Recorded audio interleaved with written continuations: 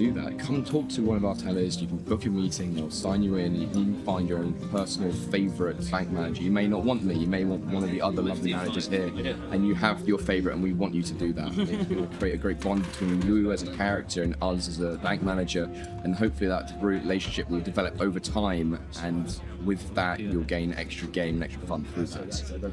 I think my favourite build that's been pitched currently is a herbivore dinosaur egg hatchery / stable.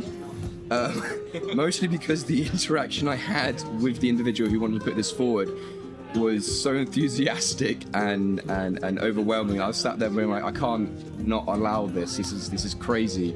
And then I was like, work through what they wanted this thing to kind of do, and every step they were getting more and more excited that this thing was going to happen. And then I'm like, right.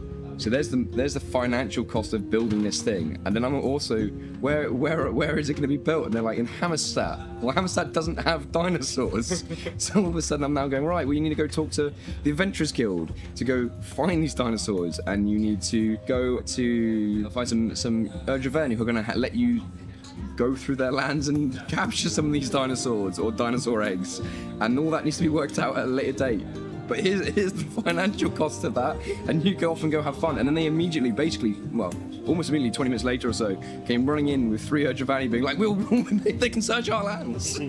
So that's one of the cool things. The other thing is joint accounts. Yes. So tell me about that. Joint accounts, it was something that I knew was going to happen. It was something I didn't expect to have as many of. Yeah, there's a lot. Amazingly, the people of Haven love to collaborate and work together. So as a bank, we allow for joint accounts to happen, so the players can come together, create a contract, allowing withdrawal and deposit between different people. Additionally, that gives them a vault-safe bag for their group, in addition to a personal one as well.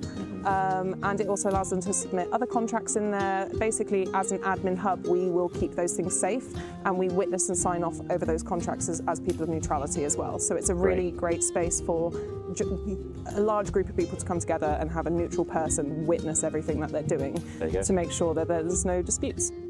Very useful. So if you didn't know that existed, you do now. It does. You do now. Other things we do in the bank includes a auction, which happens at 7 p.m. on Saturday. This is where you're able to enter items you've made, enter items you have, put a reserve on if you wish. Any money you make from this will be put straight into your account, which you can then claim at any time after the auction. You're able to gain resources or knickknacks from this that people have put in themselves, and us as a bank will be putting items up for auction. These may include Hansels, flicker, essence, and weird combinations, and we'll let you try and work out the maths of trade on that. I think that's everything. I think we covered everything for the Bankers Guild. So no, we haven't. What do you mean? Well, you've got wills. Okay. There's also the bank vault.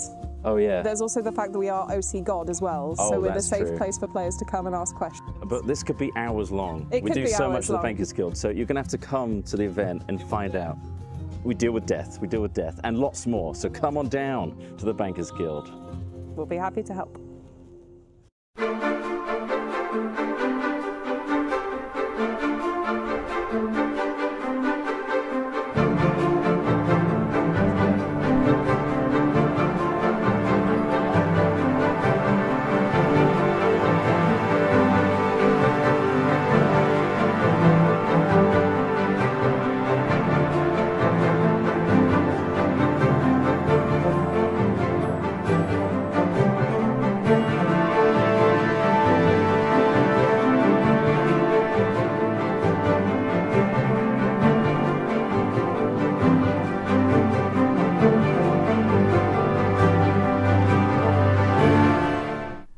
Hello everybody, welcome to the Menace Fate stream, part 2. That's right. Electric Boogaloo.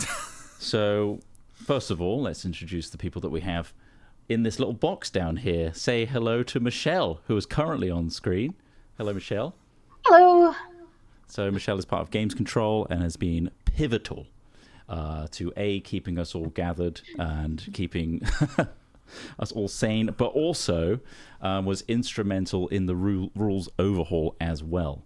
When we initially all gathered as directors and game control, etc., around a table near Dadford, it was Michelle that really held the logistical side of it all and made us all do sticky notes and really break down the rules of the game. So thank you, Michelle, for your ongoing efforts. You've been amazing so far. Thank you. Thank you. Next up, we've got Persephone, who was on the call last time. Hello, Persephone. Hello. Persephone does everything. Yeah, we've got a lot of everything people in the call today. Yeah. Needless to say, they are, and Persephone is as well, instrumental in holding together everything we do. We are incredibly grateful to them. It'd be easier to list what you don't do, Persephone. Yeah. But fortunately, we have hundreds of volunteers to do all those things, so it's great. Yeah. True. But either way, you wrangle them well, and also thank you very much for all your help getting all the information across to the wiki, which I personally appreciate. So amongst all the other things you do, so thank you very much. And finally, we have another director today. We have two directors in one room. Amazing. Hello. Johnny, hello. In your wonderful retreat in the woods. Yeah. Roaring panoramic fire. View. Yeah. Well, you can't see the fire behind Johnny, but there is a roaring stove. It's There really it is. out of control. Crazy. Back in. But yes, welcome to this stream. This is a follow-up to our big rules release. So we're calling it the expansion pack. Again, Persephone coined that one, so I'm not taking credit for that. You better not. I wouldn't dare. But yeah, ultimately, we've done a big look and review at how the year went. It's the first time the game has ever hit the field. And as a result, of course, some things are going to fall apart, some things are going to need to be enhanced, some things are going to need to be pruned and optimized. So that was the goal in the long dark, was to do a big look back at what Mena's Fate is and kind of align it to our original vision and tighten the ship, so to speak. I think it's also worth saying that this is what we've come up with so far. I think that, like, you know, this iteration will create further questions and further opportunities. So, you know, this isn't the end of our updates. We want to continue to sort of innovate. We want to continue to reflect on the things that are going to be in the game for the future, build on the great things that people discover or come up with within this rule set. Equally, you know, there's going to be elements that this update is going to show, oh, actually, those bits need updating as well, you know, so bear with us. We're doing everything we can. The team's done a great job, but you know, some of this won't go right, and also we'll think of other things that need changing too. We're very grateful to all the people that have responded to the Q&A requests. We've got lots of things to answer, and probably should kick it off unless anyone's got anything else to add. Yeah, first of all, I also want to say, well, does anyone want to say anything about this rules overhaul that we didn't mention last time? Now we've got Michelle on here as well. Is there anything that you'd like to say at the top as to why we did this, etc., or your thought process going into it? Same with Johnny, I guess. Anything else you can think of? Seems like a no. So, Michelle. My kind of ambition with this rules review was to actually make the Mena's Fate rules distinct and serving the distinct world of Elandra that we have, rather than there are lots of first rule sets out there, and we wanted to try some different things. Now that we've got our feet under us and we know that we can deliver. Mm-hmm. Cool. Yeah, makes sense. Yeah, good point. Yeah, absolutely. So we put out a message on the Discord. There was a Q&A section, and you could easily ask a question. And if that question was already asked, people were upvoting it. So we definitely got to see the ones that were most burning and shared by multiple people. So... And start with the, go ahead. So, important stuff to cover at the start of this Q&A. If you have magical effects, boons, etc., there will be a service desk at MF1 Thursday and Friday before time in, where all effects will need to be refreshed to the current rules. Where are we going to put that service desk, do we think? In customer service, in the bank? We're probably going to be in the bar. In the if bar, there is space okay. in the bar, because that's easy for people to access. If it turns out that there isn't space in the bar, we'll put a little sandwich board up and direct people to OC customer service. But I think OC customer service is likely to be quite busy before the event with ticket queries and that kind of thing. So I want it to be in a distinct space where it will be. So that'll be in accessible Haven's, to the Haven's everyone. Hearth tent. Don't go directly to the bar itself. Just come to the Haven's Hearth tent, and we'll have a separate area set up for you to have any magical effects, boons, etc. That need to be refreshed with the current rules. Whether the rules changes affected them or not will also be told to you there. Every card needs to get checked. If you miss it at MF1, you can come to a customer service at future events where we can do it for you there. Providing an IC reason for why these rules have changed. We thought. Well, before you move on to that one, I've been told multiple times by Michelle to ensure that is put in all the announcements. So it is very, very important that people submit their cards and get them swapped out. Magical effects, boons, and other. Does that include items as well? Items, boons, magical effects. If you have a little bit of card or a ribbon or something that makes you be able to do something in the rules at all, please come and get it checked past us. We might just say if it's just a role play effect or something, yes, that's absolutely fine. But a lot of things got handed out without expiry dates and that kind of thing in the first year. So it's also an opportunity for us to pick up on anything that's gone out into the world that we have now forgotten about because we put it out at an early event where we weren't keeping track of things very well. So it's just to make sure that none of those things are out there forgotten and we can tie them all back in to the world. Tidy up. And if you're thinking about being sneaky and not bringing them in for a review because you want your OP thing to exist for longer, that won't work. And as soon as we have to check it or it interacts with the world, we'll know you haven't come and handed it in. You won't be in trouble, but it won't work. Yeah. So yeah, please do come and check it because we wanted to make sure it works really well for you. Yep. On that note, might get enhanced. There might also be some that have come out of plot things that don't necessarily have a card. If you think you can do something because of a plot reason, without having a card or a ribbon, but you've been told by a plot writer or a ref that you can do something, perhaps you can shout honk and get a particular use of a skill. I know the person who has that. I won't go into that, but perhaps. Then please also take that to Michelle so we can issue a card in relation to it. Yeah. Wonderful. Okay, sorry. Yeah, let's move on from that. Hand in your stuff. Get it checked. Providing an IC reason as to why the rules have changed. So basically, we just want a thing that is easy for people to, this is something that was after COVID, for example. It was a long few years between games, and we wanted to, so a lot of games addressed it with an IC reason, like, my memories have faded from so long ago, etc. We want to say why the rules have changed, something along the lines of like the tides of magic have changed. Basically, it's an OC rules change. Don't poke this IC. That. So it's not like something's happened within the game, sort of within the IC setting of the game that's caused this. It's because of the OC update that something has changed. So the tides of magic has changed. The fading has affected this ability. So that's that sort of thing. Just try and keep it IC. That way it's easier and you don't have to drop OC to tell each other stuff. We'd advise that. Likely to be an announcement as well with some more examples and suggestions, if not put on the wiki as well, I'm sure. But yeah, just the generic terms. Cool. Right, first questions. This should be a nice one to start with. Last year, XP reallocation was allowed as players got to grips with the system. With plans to lock it for the new year, MF 2.0 has been a huge change with whole classes that people have just gotten used to changing or vanishing. Changing or vanishing. With this in mind, are there plans to leave XP reallocation open for 2026? Yes. We intend to leave respecking open for the foreseeable future, as we know people are going to be trying out the new changes, and indeed they might be brand new to the game. We don't anticipate locking it this year. We also, if you're new to the game, if it's your first ever event you're coming to and you build a character and you're like, actually, I don't like this particular element of it, you can always come to customer service and ask to update your character build. Yep, that's going to be me. Yeah, we want you to have fun.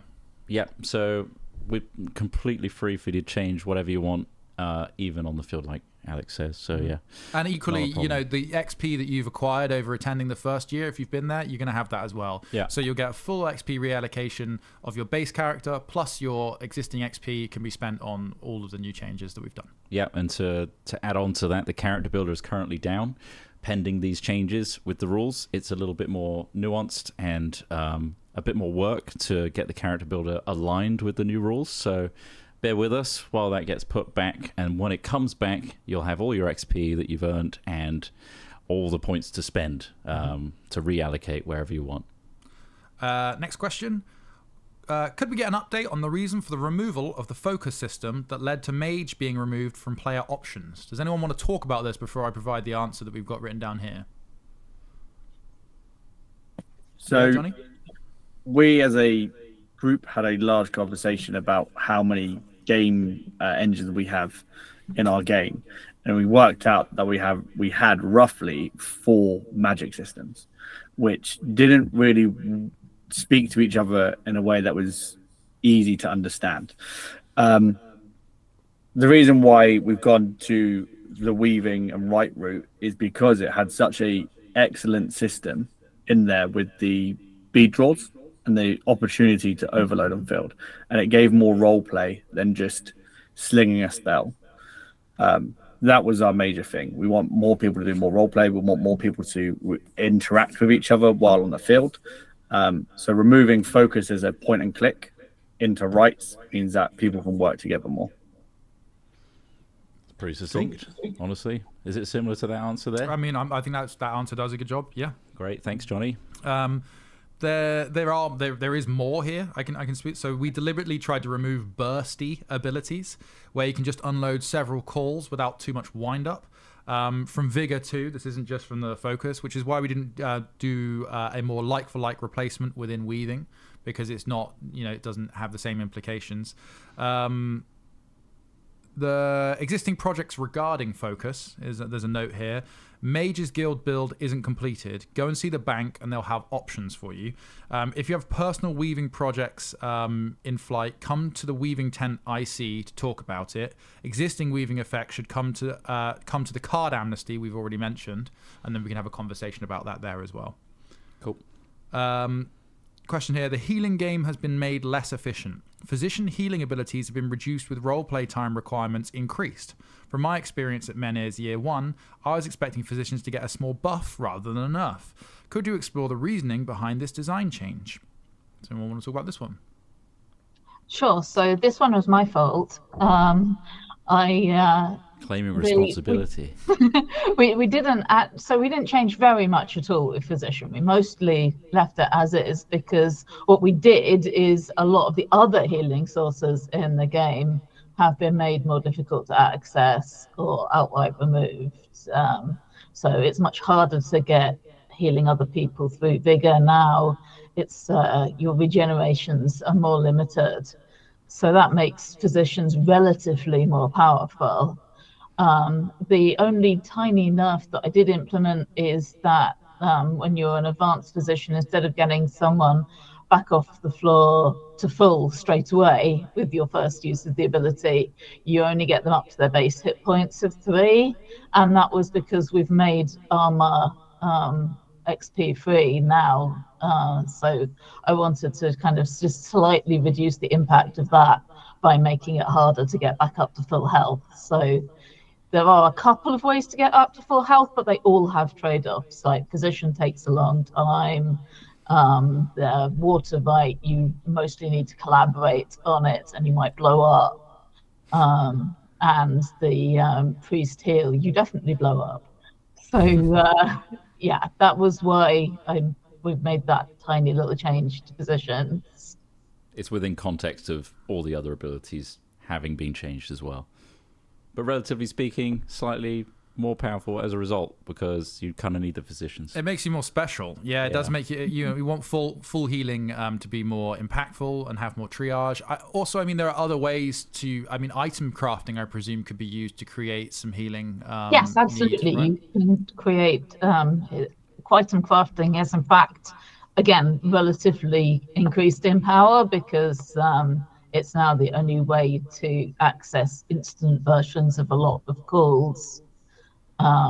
Which should increase demand for resources and further supercharge the economy. Which you love. I like things changing hands. That's what it's meant to be doing. It shouldn't be hoarded. It should be used to make things and make fun roleplay items and all that sort of stuff. So that's the idea behind that for now. Hopefully that answers your question. Mm-hmm. Yep. So I'm just will player feedback and questions around the new rules be addressed before the first event? Yes, we've made wiki changes as we go along, and we'll have a new change log out soon entirely from player feedback. And this Q&A is addressing player feedback, obviously. We might not get back to every single person because we've prioritized implementing the changes, but some people have already had responses. So people are also emailing to feedback@menisfate.com. We have read all of your emails and made a lot of wiki edits and answers here at the Q&A based on them. Yeah, So, and a changelog is being built with that in mind, right? I remember making the page. Persephone's got access to it now, so that is in the works, and a new submission will be released soon. yeah, so the new wiki's looking really cool. Yeah. So there's a brand new wiki coming as well. Yeah. And it should be much easier to find this information for our team to actually add information and change stuff. And there's a crew wiki side of this, which is going to be a lot easier for the crew to read as well. So not just for the players, the crew should have an easier time of understanding the game thanks to that wiki as well. Yep. Considering the emphasis that it's PvE, and also the emphasis that last year there was a lot of talk about wanting to provide plenty of non-com gameplay for those that either can't or don't want to do combat, it sure seems like these updates are removing a lot of fun non-com roleplay aspects and abilities in favor of making everything more useful in combat. Why is this? The answer I've got here is the only non-com aspect that has been simplified is crafting, and we intend that we will leave more space to do role-playing plot around the crafting guild. Weaving has a whole new non-combat track and is still there for freeform magic. We're revamping the faith game, so there's more to do in the field with the gods, and there will still be loads of plot walking onto the field as NPCs to be interacted with, plus non-combat dungeons. And at MF1 we have 2 dungeon tents as well. So yeah, any other thoughts on that? Anything to add to that? Or are we Yeah, happy with that? Go ahead. So I think that some people are worried that we've removed some of the complexity from crafting, and so we've kind of removed a few of the more complex bits from that. But the idea is that ideally we will be able to spend more time role-playing around the crafting guild rather than just spending all of the time fulfilling crafting orders and turning the handle on the mechanics. Right.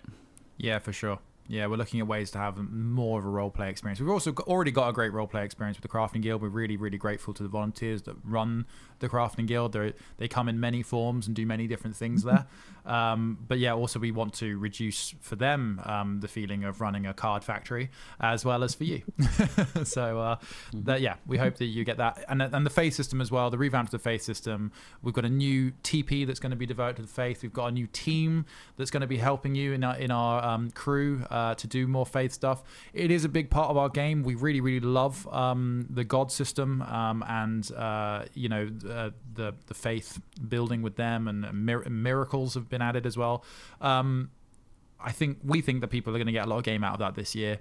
And we think that it's a really interesting way for everyone to contribute to the overall story of what's happening as well on a divine level.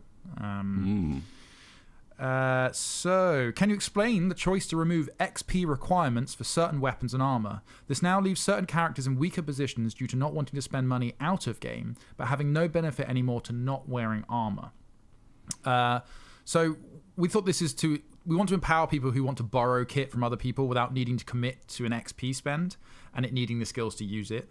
There are lots of icy reasons to not wear armor, moving more freely, or the character not owning armor, or stylistic choices. Having a few hits does not have too much impact on the balance of fights. Combat strength comes from coordination and strategy. I think this is a good point. This is ultimately partly the question here that it's not without merit. Like, that is one of the downsides, but equally, I think we thought about it, and opening it up to not be an XP spend as well allows you to do a bit more character design, a little bit more, expressing the look of your character in different ways. But we do understand, we can look at benefits in the future. I think it's a good point, and it is something that we'll keep an eye on. You can borrow things. Unfortunately, that is true. It's the same with weapons. With in any game, most people usually start with borrowing their mate's sword and a buckler, but in reality a 9-foot pike is better. But nobody wants to bring a 9-foot pike. Fitting that not in your better. vehicle's a nightmare. Not better. You can't do any calls. yeah. So yeah, I don't know if you guys got any more thoughts on that. The other thing as well is that we can borrow stuff as well, but our armor rules, you don't have to wear much armor to get the benefits as well. So you don't have to have a chest plate to get partial heavy, for example. You just need greaves and van braces and a helmet.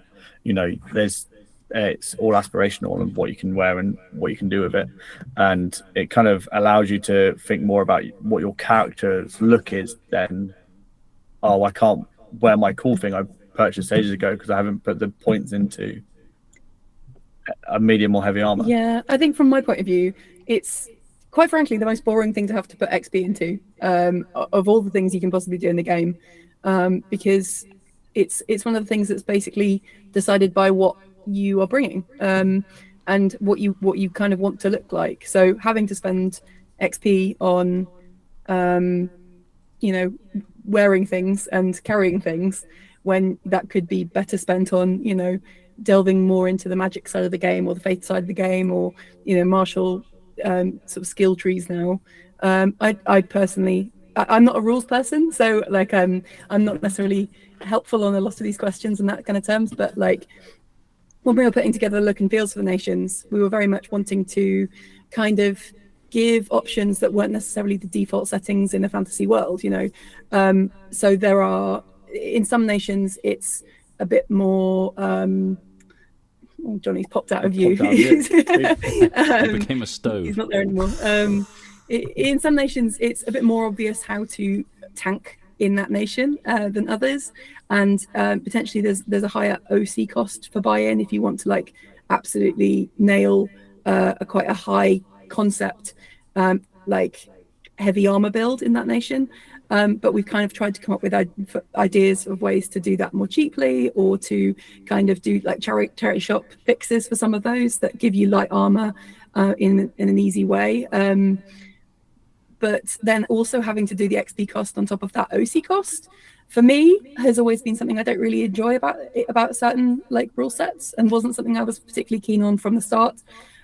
So I guess that's my point of view, but that's not necessarily the viewpoint of the rules team as a whole. That that's because I'm here to talk about lovely hats rather than anything helpful.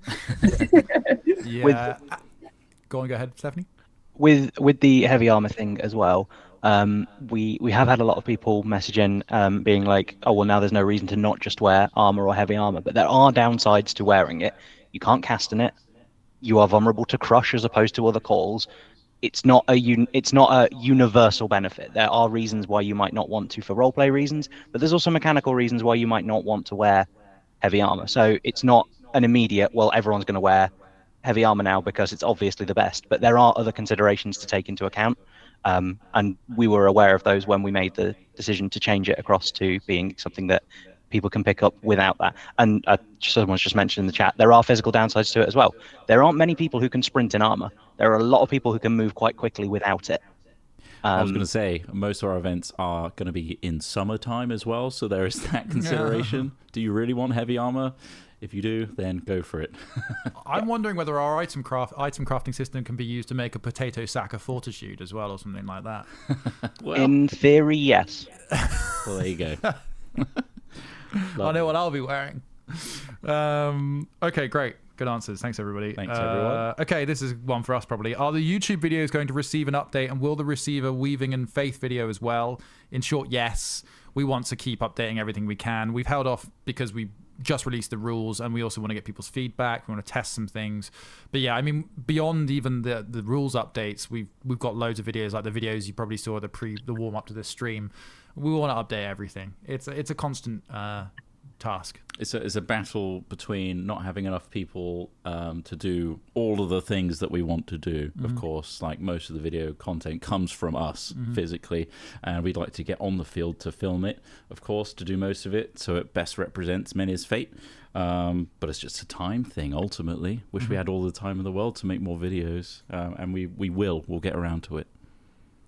What effect are you expecting the new rule sets to have on player character deaths, bearing in mind the number of new LARPers at MF with limited access to kit? lethality speaking, less healing in the skills now, but there is also less lethal abilities available to players, and we're also going to be reflecting this in the monster stat blocks. We are still learning how to balance things properly and how players are playing our game, but ultimately we want to give a balanced and enjoyable experience whenever you face any of our PvE monsters. Because we are not really a PvP system, we have greater control over that balance, which is really great. Any other thoughts on that from anybody else? Basically what you said. We're a PvE system. We've got a really good tight crew now after the year that we've had. The skirmish leads know when to pull back. We know that we can change stuff on the fly to make it simpler and easier for if it seems like people are getting rolled. And one of our core values is adaptation. So if it does seem like there's a lot more PC deaths, then we'll just have to adjust and make sure that it slows down. But hey, death isn't a bad thing in roleplay. Some of the best roleplay that I've seen recently is people feeling sad over a friend's death, and then that friend gets to laugh at them out of character, being like, "Ha, it made you cry." So, I don't think there's going to be an issue. I think with what the team we have, we should be fine. It's a tough thing to balance, because obviously you invest in the characters you create, you buy the kit for them, etc., etc. Like we understand that. Like I've been in that position where I've died in LARPs and I've got loads of kit, and I'm like, well, what the hell do I do with all this now? And at the same time, we want to, like, our game specifically is about the end of the world. It's about high stakes, and we don't want to feel you to feel like you've died in a bad way or died because of shitty situations. We're constantly trying to balance the game to make sure that doesn't happen, but we do want to make it feel like you can re-roll, you can explore all these different places. When you're playing a game like a LARP, a festival LARP specifically, and you've been the same character for 10 years, after a while you go, holy shit, I'm 40 now, and I haven't played the other 8 nations in this game, and it is a double-edged sword. But really, like, we've already had players at Menis who've taken it really well, had a great death, and gone, yeah, all good, I'm going to go try this nation now. And I'm just like, wow, that's very mature. I know you interact with them a lot, right? Oh, I saw every death come into the customer service tent. Yes, but yeah, absolutely. I really admire those that took the death really hard because they got invested in that character and had a lot of passion for it, but then also took that and saw an opportunity and tried something different. And with regards to like the OC element of it, buying costume, remember it says on our wiki that costume is always aspirational. We're not expecting you to have every nation lined up with perfect attire. You're not going to be called out for it. It's one of those things that you just do the best you can ultimately, and that's basically that. That's all. The best you can do, right? Yeah.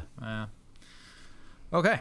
This is more of a technical question. If you take levels in multiple spheres, do you need to specialize in Rightcaster or Spellweaver for each sphere, or does it only need to be taken once for use across all spheres? The answer to this is no. It is a general weaving specialization. You can even take both. I hope that's a clear answer. Yeah, anything to add, Michelle or Persephone? No, that's what it says on the tin. You take your specialization is one and done. Hopefully we'll be doing a round of wiki edits in the next few days, and hopefully we can make that a little bit clearer. But we do, it is very useful that people have been sending in questions like these as wiki edits and stuff, because we're obviously writing it from the perspective of understanding what we're trying to tell people. And common to many industries, that means that we're not necessarily communicating it from the perspective of someone who doesn't understand and hasn't been in that soup for 3 months. So I'm sure at some point in the next couple of weeks, there will be a random 2 a.m. session where the wiki updates like 8 pages in one go, because I've finally got a chance to just go through a document. Yeah. Nice. Awesome. Has there been time factored in for review and iteration of the new rules before MF1 this year? I'm aware MF1 is getting very close, but I feel player feedback from people that have spent lots of time interacting with these systems should very much be acted upon rather than just see how it goes at the event. We have been through several internal reviews and iteration cycles with the crew, and we're now reviewing all the player feedback and acting on it. Expect a 2.1 changelog page real soon, now with all the updates. Yeah. I also add to this that we do need to test it on the field with a large group of people. There's only so much internal testing we can do. This has gone through a lot of review. It's taken months. We certainly haven't just gone, there we go, let's give that a whirl. But, we will learn things from running it at a festival scale. We will learn things from, other people, other crew trying things that perhaps didn't get the time to feedback. Yep, but like Michelle said previously, we're looking at the feedback that we're getting already, and there are changes already being made, and Persephone's putting that together. That will be released relatively soon.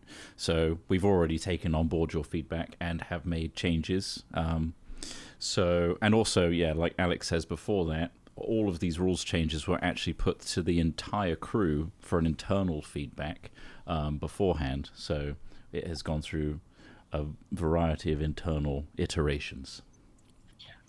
We also have one of our core values, one of the 4 is stay adaptable. So if these hit the field and they don't seem to work, we aren't going to lock in and say, this is how it is. We will change like we've changed from year 1. Won't be as big as what we've done for this year, but we do have the mindset of not everything works. And if it doesn't, then we fix it. Absolutely. Are there any plans to balance Apothecary more before MF1, as it's been raised that there's a fairly large power and cost imbalance between weapons oils and consumables? Now Focus and Vigor have been removed. Weapons oils. They are still useful because they have a different elemental alignment and don't replace any of your ongoing effects. We'll monitor them with how many are made, used, etc. to see if there needs to be changes in crafting. But it's now generally more powerful as it's the only way to do instant calls. We want to see how it gets used before we work out how to make it better. That's what that's it at the moment, basically, with weapons oils. Any other thoughts? So I just want to say a few words about crafting in general. So obviously, crafting is one of the more complicated parts of the system to balance because it interacts very much with the economy of the game, and it's very hard. You can't play test that with a small group of people. You have to see how it hits the game world on the whole field. We've done our best to kind of align crafting with the changes in a way that hopefully makes sense, and then we'll be looking out for ways to improve that once we've seen how it works when it hits the field. Yeah, cool. Is the plan to keep Hansels a one-of-a-kind named item like they were last year, given some of the challenge that resulted, such as items not being on the field for most of the summit, items being taken home between events and not brought back, players picking up Hansels but not knowing what they are and losing them? If so, has there been consideration onto how to address some of those issues on the field? So, Hansels have already improved. We've already improved the process of making sure they get to the field, including being able to put them in the bank in between events to keep them safe. But yes, the process is still improving. Court of Daggers has now icy rules about keeping Hansels from people that need them. So you can't sort of hold them hostage. Any other thoughts on Hansels? I actually had a lovely chat with the Weavers last night about this and many other things. But yeah, we're sort of in discussion about streamlining the process to actually getting them on the field from my props team to the field via, player monsters like we had last year and various plot like loot situations, things like that. In terms of the sort of once they hit the field, the interpersonal stuff, I know Court of Daggers, as it says there, we're doing enormous work to try to make sure that it didn't become an additional crime for them to have to mediate the sort of hostage taking of Hansels. It's an ongoing one. We'll see how the processes that we're putting in place work once we hit MF1. Hopefully all the sort of back end streamlining and sort of database record keeping and prop inventorying will help a lot of these sort of teething issues that we've had with them. But I think at a certain point, we need players to have. Oh, Johnny's disappeared and has been replaced by a fire. I think like it's a case of goodwill and good faith on behalf of players as well. Johnny, why do I keep disappearing? It's just not interested in you.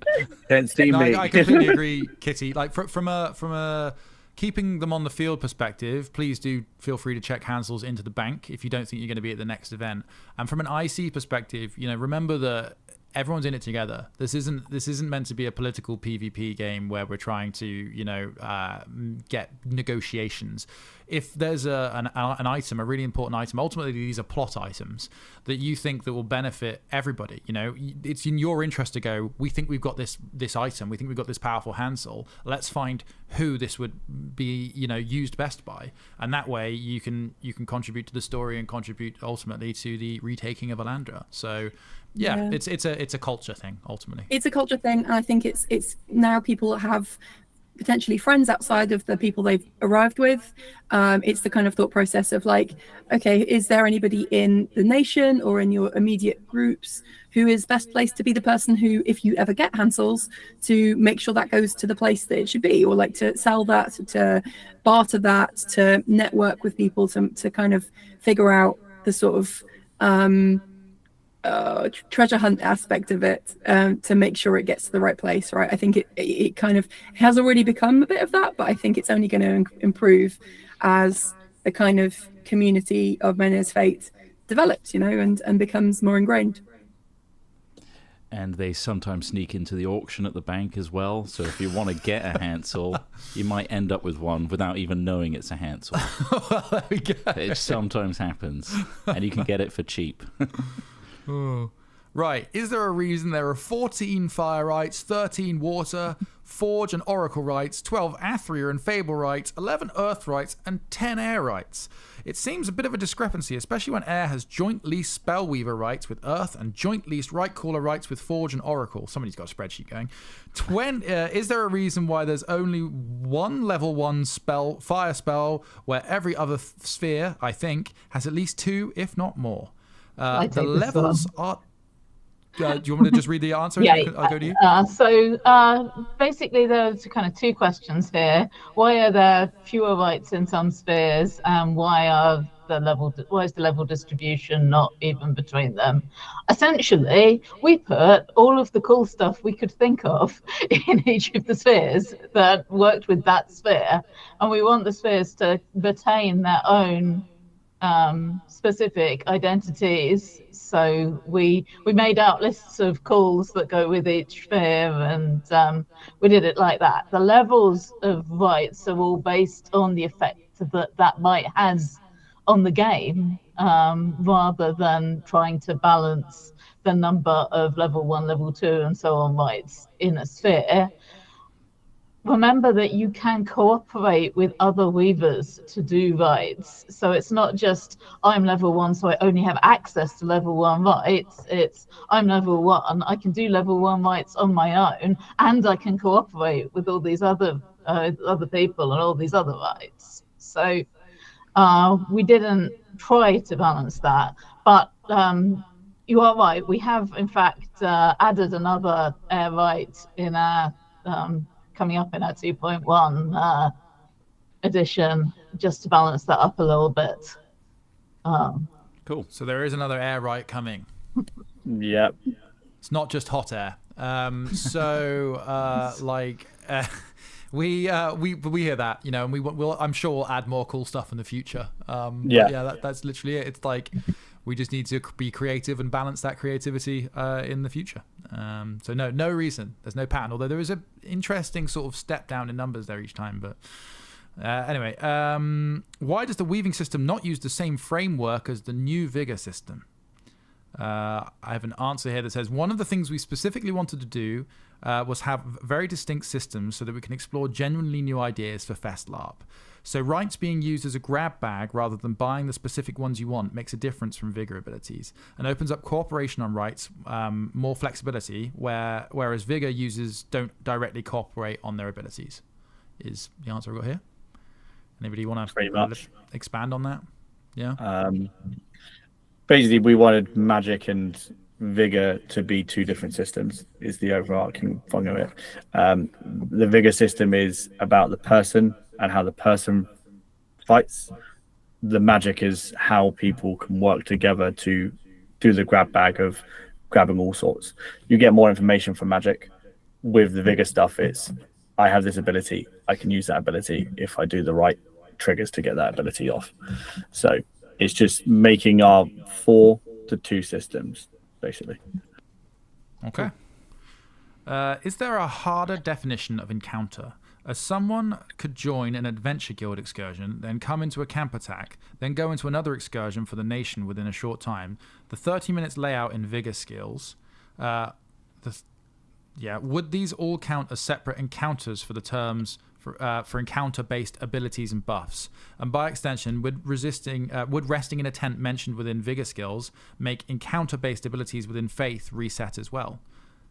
Our list of 2.1 wiki changes is going to try and make this clearer.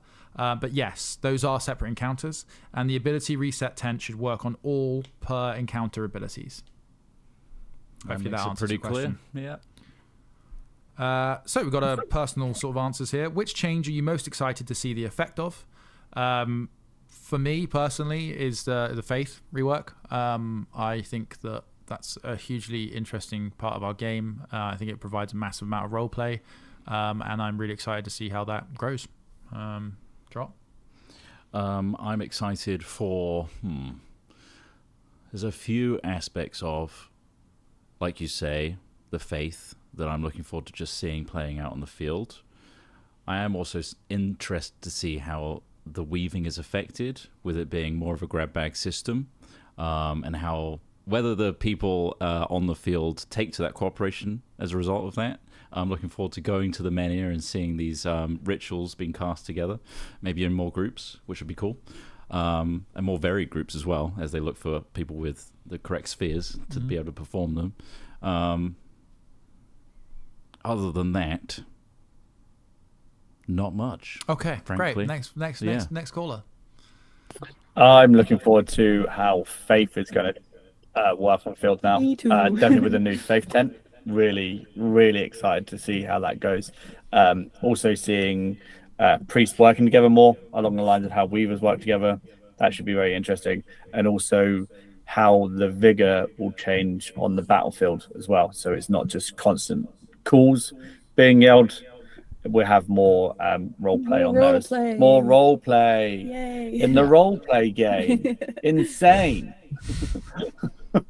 And how many people have heavy armor on the field? Persephone? I don't think I have like a specific rule change that I'm looking forward to as such, but more from like a game design position as a whole, having had to get it all into my brain to put it on the wiki. I'm kind of looking forward to how it takes Menhir's Fate Year 2 forward with the sort of, again, with the expansion pack method. What's going to change? What are we going to have to respond to as a result of it? How are those things going to affect plot? Are we going to need to write encounters differently? Like, change in evolution with this sort of stuff is good, and it feels like we're pushing for a newer thing, and that's very good to explore across kind of all of the different areas that we're pushing for that. Great answer. Michelle? So yeah, obviously I am looking forward to the faith game changes, especially the new faith tent, and being the giantest nerd, I'm looking forward to collecting those shrine boxes up at the end of the event instead of having to chase faith field cards all over the field. Which god is the beefiest at the end? Also, I'm looking forward to seeing what people do with the power level of crafting. I just want to see what enormous stack potion someone comes up with. How that affects the crafting guild as a whole as well, and whether there's more role play going on in there as well, because there's more time to do so. I just really want those people to have an opportunity to spread their wings a bit.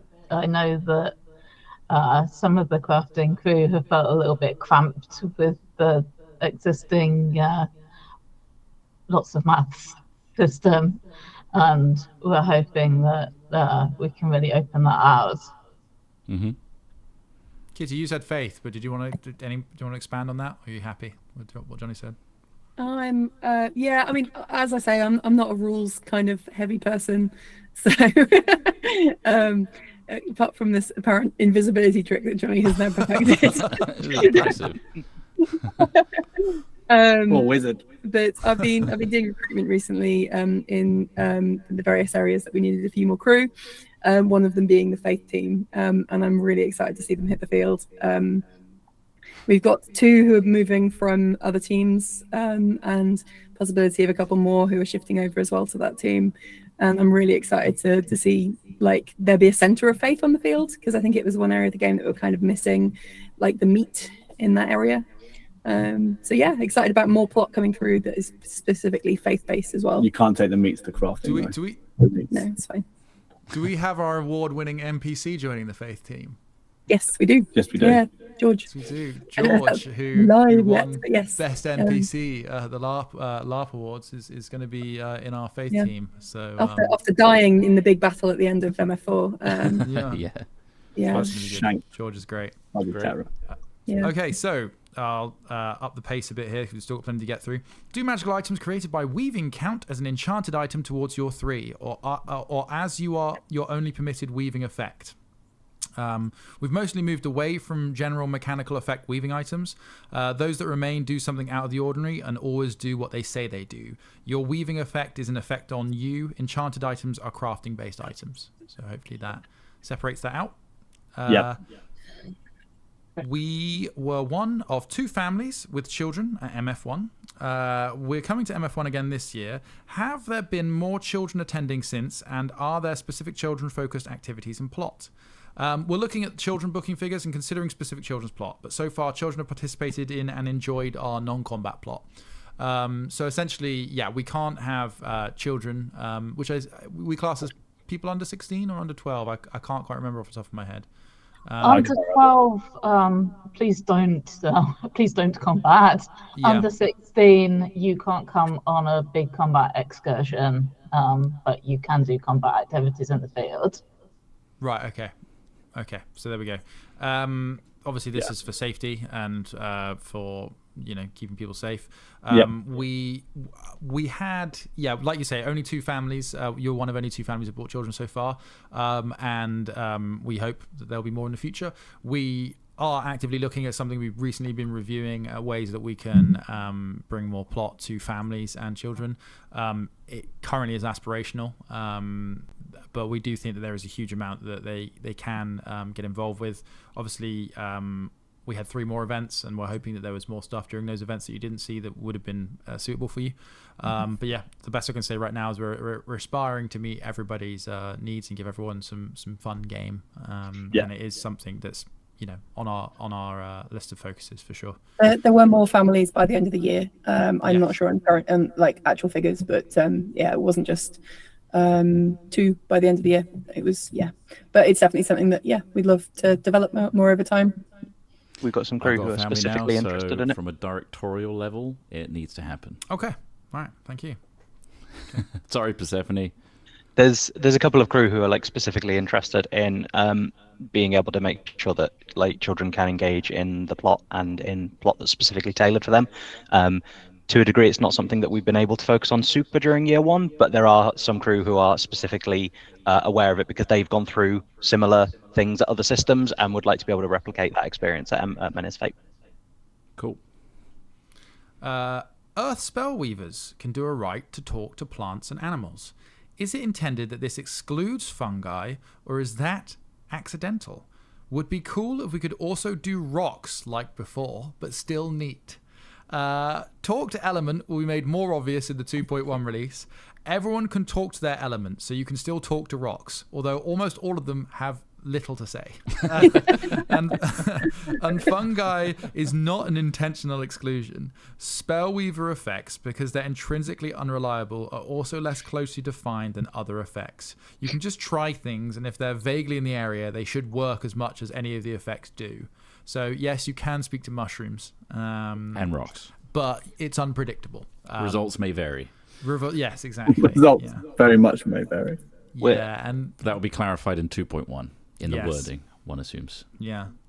We're really Does keen everyone- on the game being a case where you can put in effort and try some of the skills outside some of the more obviously defined areas, and sometimes get results for putting in some of that effort and trying things. And Spellweaver is one of those things that can do stuff like that.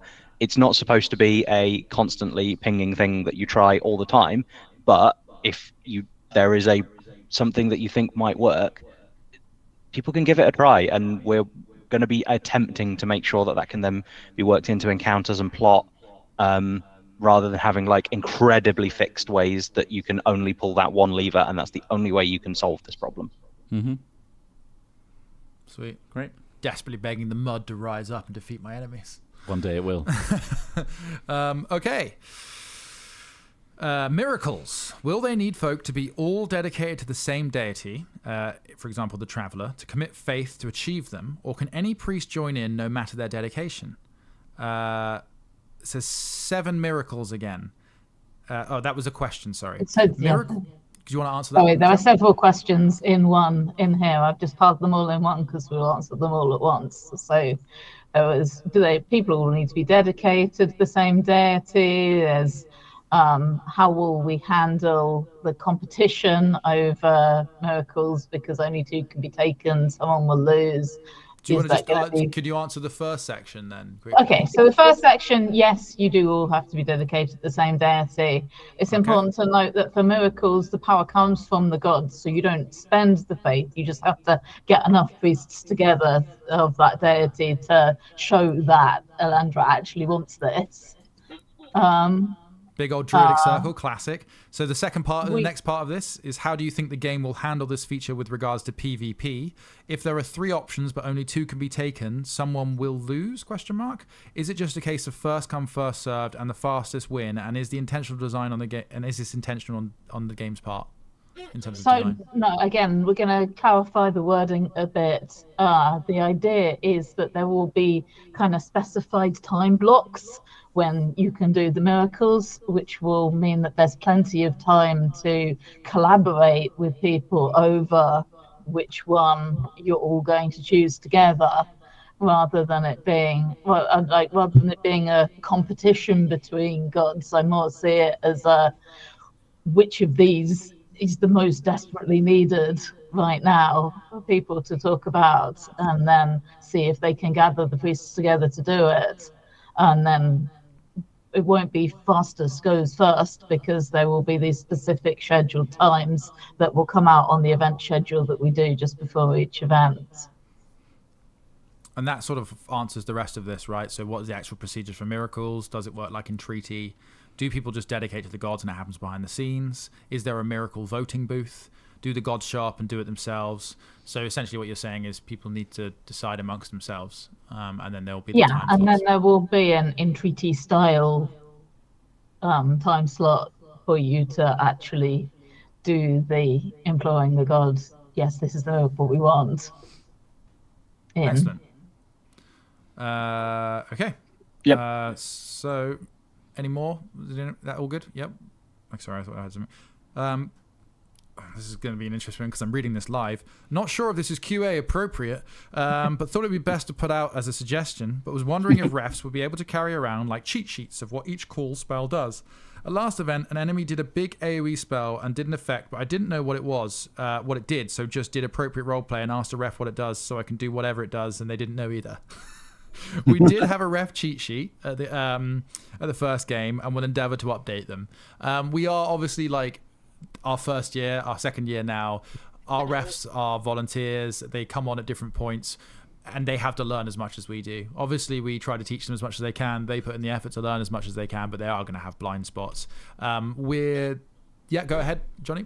Can I just say that the person that sent that question in did the perfect thing. They role played a reaction, and that's all we want at the end of the day. If you don't know, react.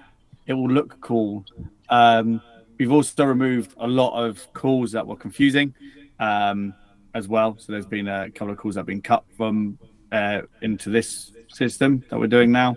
I know that there was we've now made smite is for everyone, so you don't have to have a corrupted soul or whatever. You hit someone with a smite, it puts you on to 0.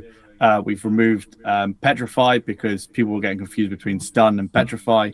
So we've just basically removed some of the chaos to make it more simple. But yeah, role playing when you don't know what it does is perfect. Great. Yeah, great point. I think also from like an ethos point of view, for what we're imagining by simplifying calls is it comes from, in part, some of the ways that we've role played. I know, Johnny and Kitty running games that, it made me think of the thing you say when you at your games when you're talking about react to everything, don't expect a specific reaction from what you've done, right? I think that's a really, really great role playing ethos in any setting. Yeah. And I think with combat, especially with reducing some of the calls, simplifying it, we want the experience of combat to be something you can put like role play stage like fighting into, with much more of an immersive feel, rather than having a catalog of calls that you have to memorize and in each circumstance is worth deploying. We just want them to be impactful when they do happen, but ultimately, coloring in the action of what you're doing and the expressions and the emotions that you're putting into that fight. So yeah, that's kind of where we're coming from. And I think personally as well, from my experience of both very rules heavy combat and role play style combat, the way we're doing it is my preference, I would say. Yeah. But yeah, anyway, Persephone? With the sheer amount of calls that got reduced as well, it's worth saying that was a plan initially from when those rules were written, that we would be doing that review. Whether we went into the level of like the extent of this rules review is not something necessarily we could plan out the specifics of that far in advance. But we were always intending to look at that. The rules were written from the perspective of write possibly too much so that we have everything covered, and then start to take back from things that we think are either doubling up in certain areas, like Johnny said, some of the calls are doing very similar things. So meld them together. Now the effect might be coming from a different source, but the effect is still the same thing, so it doesn't need to be 2 calls. Cool. Yeah, great clarification. Streamlining. Yeah. Okay. Specific one. For turn corruption, faith power. For the faith power, turn corruption. Part of the power says your character must believe the targets are corrupted in order to make the call. Does this mean you have to know a target has been corrupted before using the power, or can you just be guessing? And is there a way to tell in game, as having corruption points didn't always mean someone was corrupted in the last version of the rules? Answer: you can just be guessing. The spiritual reading skill will also still tell you a soul's status if relevant, as well as the corruption points on it. But yes, you can just guess. The wording is if you believe it, so that is a guess in a sense, and that can be inferred and enhanced. And I presume that the target receiving that will react based on whether it's true or not, right? No, in this case, the target that we simplified this because it used to be the target will only take it if they were in the correct soul state, but that really confused and annoyed everyone because no one really knew what the soul state was and whether someone was going to be in it or not, and they would just waste their big thing. So we've just made it much more subjective and role play based. If you think this is corrupted, bad, then you can use it on them. There's a couple of questions in the chat about the wording irredeemably corrupted. Possibly we need to work on that wording, because that is actually like a term of a kind of game world term for a specific soul state, rather than you might not believe that your character might have odd beliefs, but there is a specific soul state where you go over the line and you are now irredeemably corrupted, and it's whether your character believes that the target is in that soul state is the defining factor. And like, they don't have to have evidence of that We've just made it so that it's much more fluid. Because we've reduced it to once an encounter and balanced it in other ways, it's not so much of a problem. If someone is just giantly trigger happy and thinks that all of the Void's little foot soldiers count, then good luck to them, basically. I think there's Okay. I think there's an element with this one specifically of it moving to align kind of with for a tiny peek behind the curtain of some of the metaphysics. Faith is supposed to be about like your willpower and stuff, and before it was more about did you hit the correct like set of decisions on the flowchart to be able to blow up someone who had a bad soul, whereas now it's more about the more mysterious interactions with faith and your personal belief and conviction side of it, which in our view aligns it more towards that sort of vibes based faith stuff rather than it becoming entirely mechanical. One of the worries that we have with faith in general is it becoming too much of just another magic system, which rather than its own unique thing, and things like this are a result of that work. Great. Okay, awesome. I think from for those probably asking, I mean, I would be asking this is from like a hard mechanical perspective in terms of, say I do this, I use my turn corruption faith power. I imagine, based on what you guys have said, essentially, if I'm crew, I'm going to be looking at whether or not I feel like the situation and the roleplay involved warrants me being affected by this. And equally with players monstering, I would hope that over time they would learn what would be a sort of rule of cool reaction to this, as in, and I presume that not all people are always instantly affected by turn corruption. Is this what we're hoping for? Michelle, does that make sense to you? I have forgotten what the exact wording of turn corruption is. So, not me frantically looking it up. Okay, all right. No, I so mean, again, all of would all people be affected by this, I think is the question here, in terms of if we're saying that it Yes. doesn't actually matter if a person is corrupted or not, they yes, would it sort of does. interpret it. So the kind of fundamental thing here is that we want to make taking calls very simple. So if you receive a call, it does what it says on the tin. Okay. So you are rather always than affected by turn corruption, essentially, whether you're monstering or a skirmish crew member. Yeah. Okay. So it's always very clear if someone makes the call and you don't have a specific resist ability, then you take the call. And that just makes it very clear and easy for everyone to know what is going on. And we have like some conditions over when you can make the call, and some of those are a little bit subjective and a little bit roleplay based. But essentially, whenever someone makes a call on you, you take the effect. Okay. Yeah, that makes it clear. Thank you. Okay, so for the Reaper dedication effect, what is the intent behind the willing target part of the effect? Is it expected that execute is only called on another player, or are we to get permission from the monsters somehow?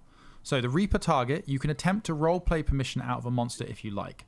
Some might be more amenable than others, but mostly we expect it to be used when players are downed in a big pile and the Reaper dedicant survives at the cost of taking one of the other doomed players slightly early. Seems pretty dark. That's correct. But yeah, there's I'm not gonna spoil, but there is a whole group of bad guys that just want to die. Right, good to know. You know? So maybe they would be willing, or maybe someone comes in, an NPC comes in, they are on death's door and they want to be taken by a Reaper dedicate. You know, stuff like that can happen. Opportunities will arise, is what you're saying. Yeah. It will become clear. Role play.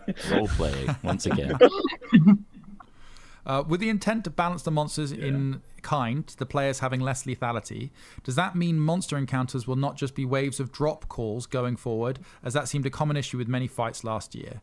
Yes. Yep. One of the reasons for the changes is opening up that space for more varied monster design and lower monster power levels, rather than rocket tag, which I don't understand. What rocket tag? Rocket tag is basically, I've got all these calls, you've got all these calls, I'm going to say mine before you, basically. I see. Right.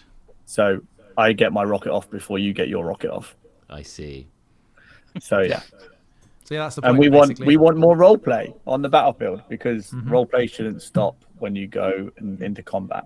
So yes, we are making our monsters less lethal, and they will have a reduced amount of calls as the players do. Cool. Excellent. Will there ever be anything for pikes in the near future? As at the moment, they are limited and not worth taking. Pikes. The advantage of a pike is that you have a pike. Similarly, the vigor trees are designed to be balanced for the weapon type rather than all exactly balanced with each other. I'm going to say my own personal feelings on this. I hate fighting against pikes.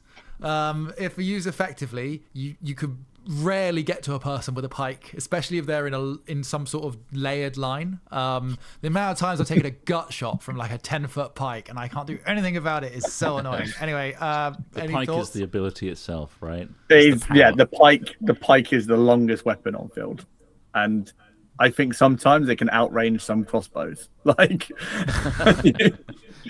so yeah, it has the advantage of being a pike. Yeah. Possibly. Yeah, so don't want to basically say the answer yay to or that nay, is- but as of right now, pikes are OP because they're pikes. Yeah, and getting inside its guard is your only chance. And again, if you're with other people protecting your guard, If they've then they got are friends. very hard to beat. Friends Yeah. are powerful people. Yeah, cooperation is the essence of this game. Yeah. And roleplay. And role. Well, of course, yes, it's the essence of the hobby. It's in the acronym, yeah. Okay, we've got another one here. What was the thought in adding mechanical buffs to the dedication skill? Previously, a priest used roleplay and soft skills to convince someone of dedication. Now it has a mechanical benefit.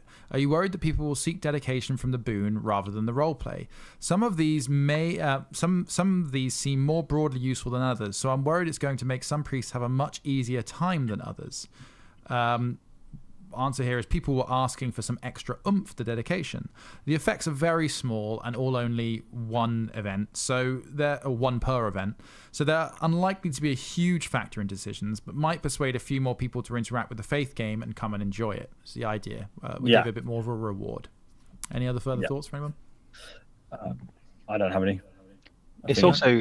It's also like defining the gods a little bit more individually and providing a bit more flavor per god rather than the faith becoming generic and applied, like the skills being applied generically. This just lets people focus things a little bit more and gives them a little bit more juice to each god. Cool. Will camp attacks, aka incursions, be happening at the new site? This is currently a maybe. We've had some thoughts about it. There are ways to do it. Now, we understand some of the challenges and limitations with camp attacks. There are multiple site-specific elements to it. Now we've changed again. We have identified some ways we think we can do it. We will communicate this to people. We won't just spring it on you. At the very least, I think that there'll be more transparency around how we're going to do it. But this is something we're reviewing, and like I say, we will tell you and we'll broadcast when we work out a system of doing it. This is personal. I mean, game wise is something that we want to be able to do. I think for me, I do like them. I think that for me, it gives a reason to carry a weapon around with you, which I think is kind of a fun thing as if you're a martial character, to sort of be at the ready at the very least. I think that there are certain nations and certain groups specifically that really enjoy this. So we do want to try and serve that in a way that's fun for everybody, safe for everybody. And I'm also fun for the crew as well. I think, in our early days at Bygrave, because of that site, really, the way that it could be very easily telegraphed as to when people were coming in, despite our very cool smoke team doing their best. Thank you so much. We're balancing out. I don't know, Johnny, have you got any further thoughts on this at the moment? Yeah, pretty much what you said. We are looking how we can do it in the current new site that we're having, because Dadford has more cover, so we could get in for. But yeah, it's definitely another review. We did find that because in the other sites there wasn't as much ways of coming in quietly.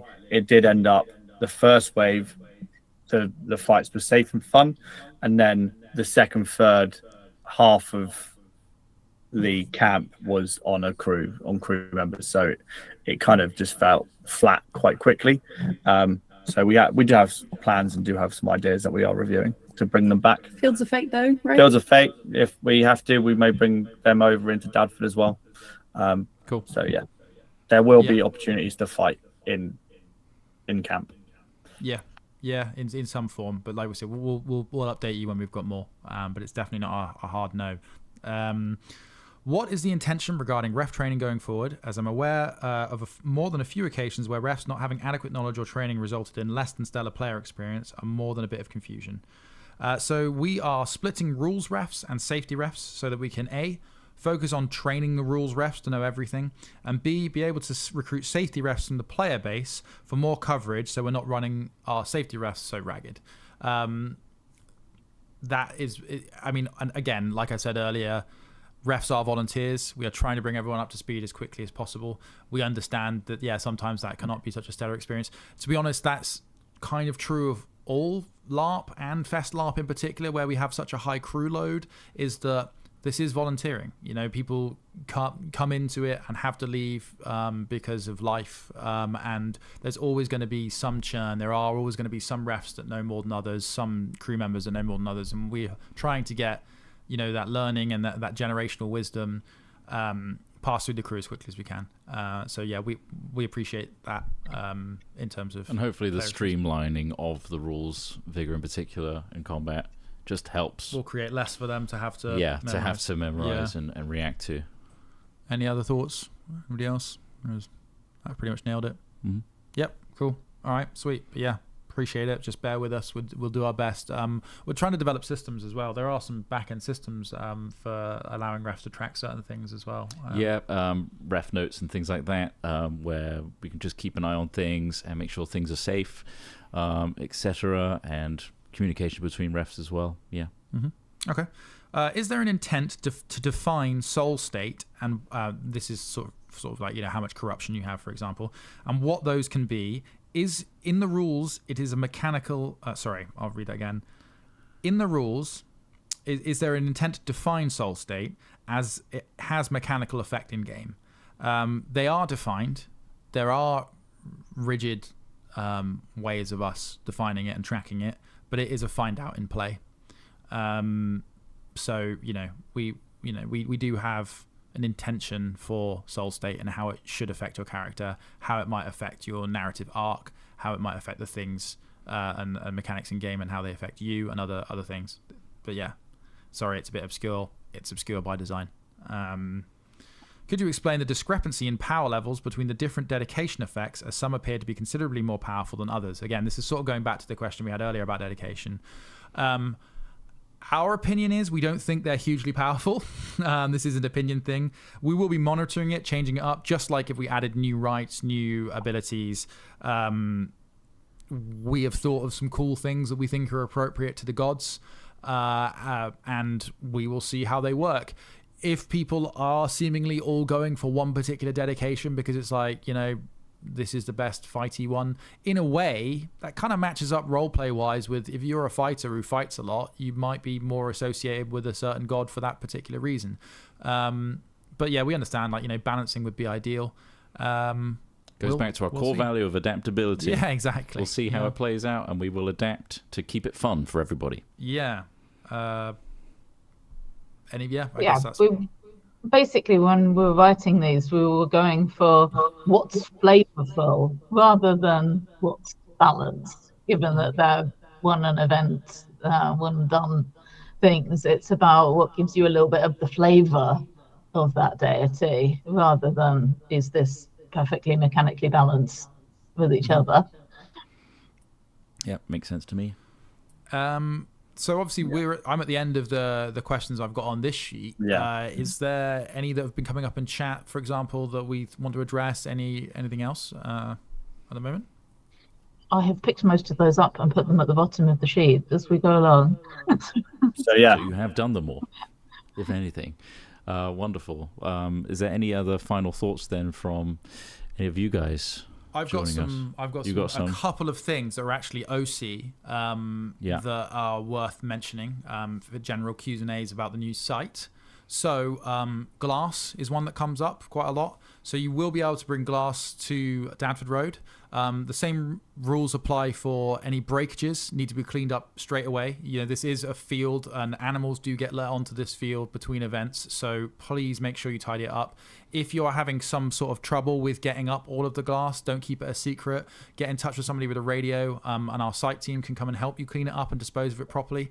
That goes for all waste as well. Any plastic, anything.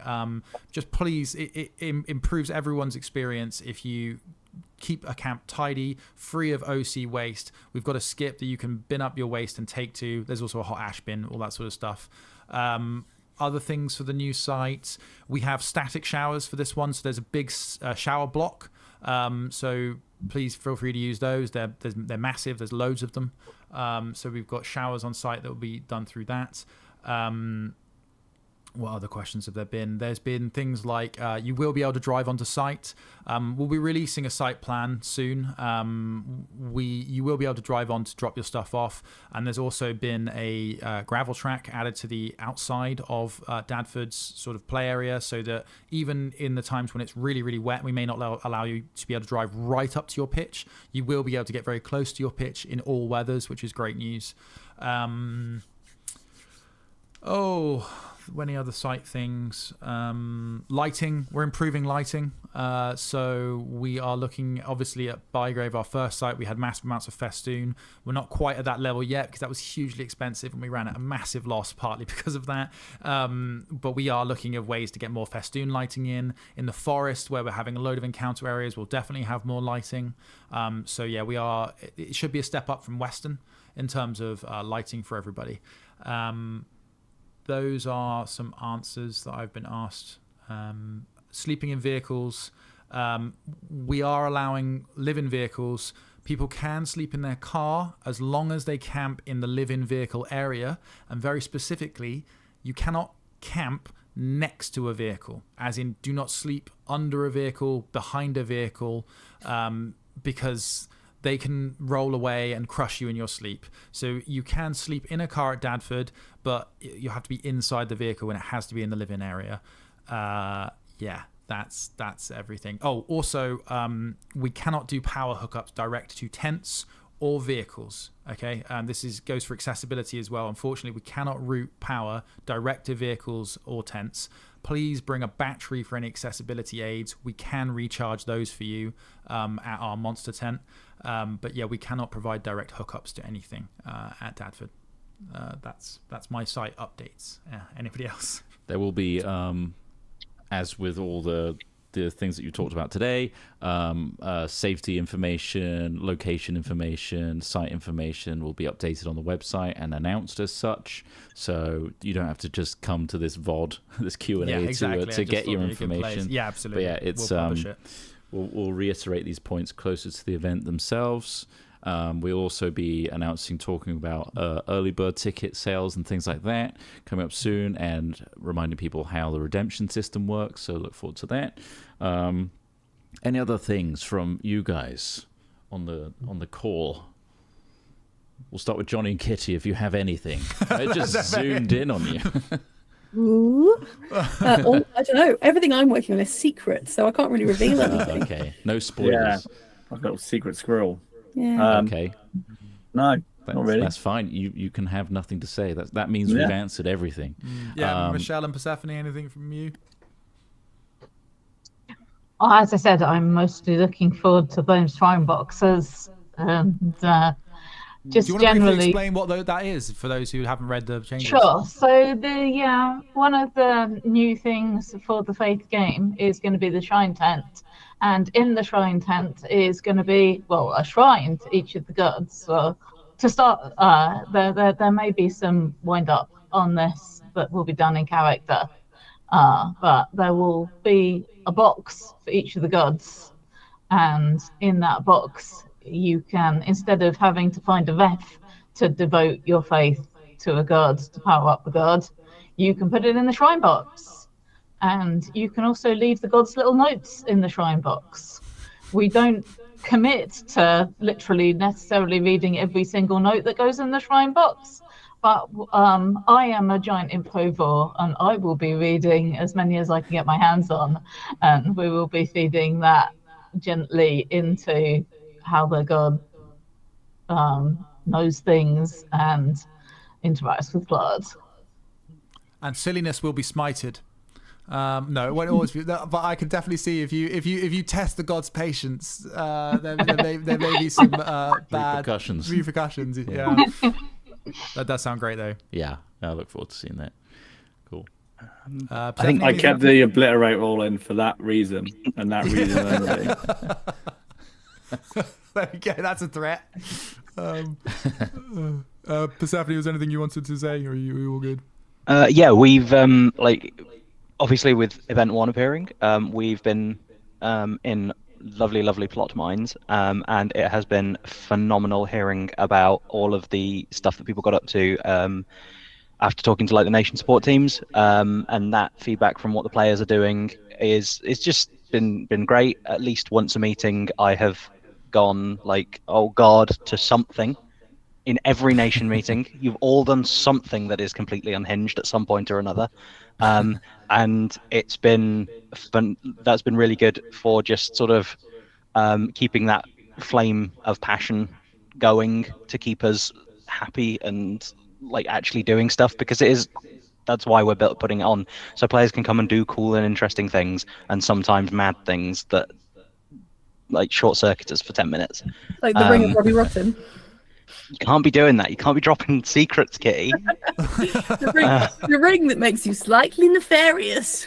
Yeah. And the other thing I would just reiterate is to think of this like an expansion pass, an expansion pack even. Like the story is still there. Men's Fate as a world is still there. What is going on, like all those character interactions are still there. Some of the ways that you interact with those have changed, but the world and the interesting things that are happening aren't going anywhere, and it's still very much available for you to interact with. It just might be in a slightly different way. Indeed. Well said. Lovely. Great. Well, with that then, there's no better words than that, I think. So we'll leave it there. Thank you so much to everyone here for joining us. Michelle, Persephone, Johnny and Kitty.